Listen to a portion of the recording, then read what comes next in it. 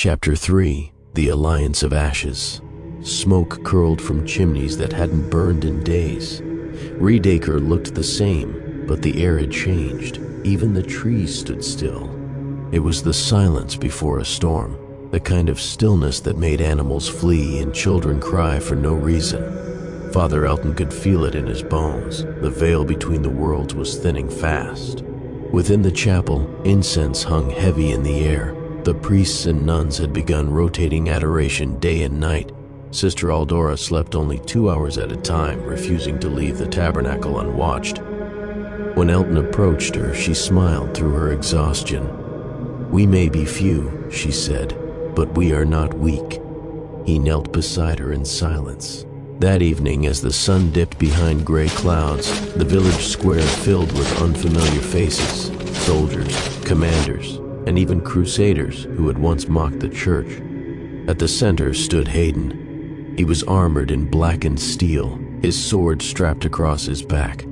He looked like a king among men, eyes steady, voice calm. When he spoke, the crowd listened.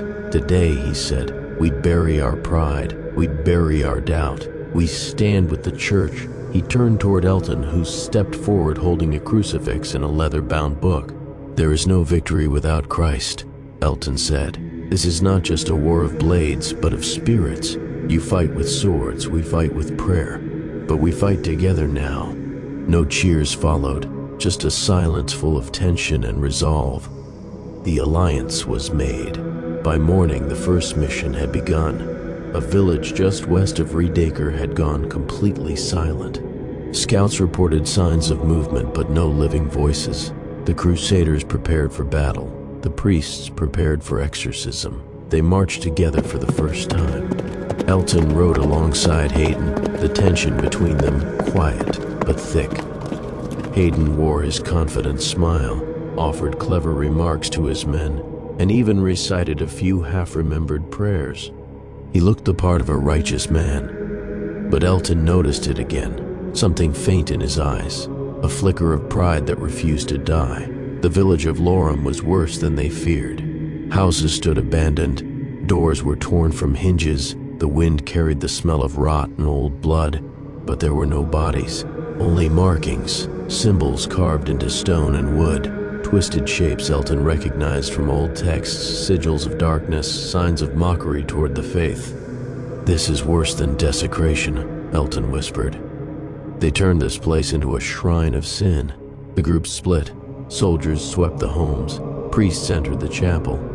Inside, the altar had been defiled. Bones were scattered across it. The crucifix had been ripped from the wall and shattered. Elton knelt on the floor and began praying aloud. "Miserere nostri, Domine, pars populo tuo." Outside, a scream rang through the air. A possessed man had been hiding in one of the homes, his body contorted, eyes pitch black. It took 6 soldiers to restrain him. Elton approached calmly, holy water in one hand, crucifix in the other. "In nomine Jesu Christi, exiab hoc servo Dei." The man thrashed, growled, spit blood, but the prayers continued. Hayden watched from a distance, arms crossed, face unreadable. The demon shrieked as the water touched him. Smoke hissed off his skin. Then, with a final scream, the man collapsed. Elton fell to his knees and wept silently, not out of fear, but because of how many more might be lost. That night, a fire was lit in Lorem Square. The soldiers burned the demonic markings and purified the chapel. They restored the altar with prayer and incense. Nuns sang the Salve Regina in the ruins. And still, Hayden said nothing. He watched everything. He smiled when expected. But when he thought no one noticed, he looked away from the crucifix like it wounded him. Back in Reedacre, civilians had begun to return to Mass. Fear had drawn them to the truth. Some came to confession for the first time in years. Elton and the other priests could barely keep up. He heard over 30 confessions in one day. By nightfall, he could hardly speak, but his heart was full. The people were turning. A week passed. More demons appeared, bolder now. Some took the form of men with disfigured eyes. Others crept through fields at night. but the alliance held strong. The crusaders fought alongside priests, guarding them during exorcisms, helping protect the chapels, even learning the Latin prayers themselves. Still, Elton noticed something strange. Whenever Hayden was near an exorcism, the possessed would stare at him, not at the other soldiers, only him.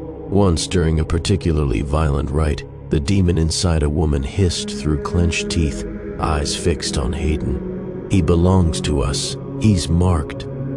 Elton turned sharply toward him. Hayden just smiled. "She's raving," he said. "Ignore it." Elton nodded, but his heart grew heavy. That night, as thunder rolled over Redacre, Elton remained in the chapel long after everyone had gone to sleep.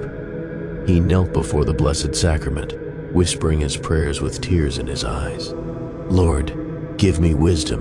Help me see. There is something I'm missing." Outside, the wind howled. Somewhere in the distance, dogs barked in fear. But inside the chapel, the candles burned steady. Peace remained, and God was listening. End of chapter 3.